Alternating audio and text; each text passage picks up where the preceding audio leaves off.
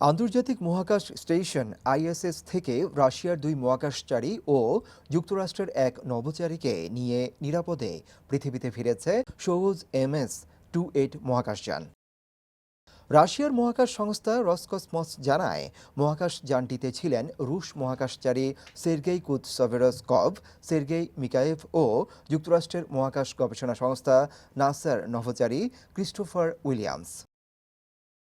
রসকসমসের তথ্য অনুযায়ী স্থানীয় সময় দুপুর 1টা 27 মিনিটে আর গ্রিনিচ মান সময় সকাল 10টা 27 মিনিটে কাজাখস্তানের জেসকাসগান শহরের কাছে মহাকাশযানটি নিরাপদে অবতরণ করে। অবতরণের পর উদ্ধারকারী দল দ্রুত মহাকাশচারীদের কাছে পৌঁছে প্রয়োজনীয় সহায়তা দেয়।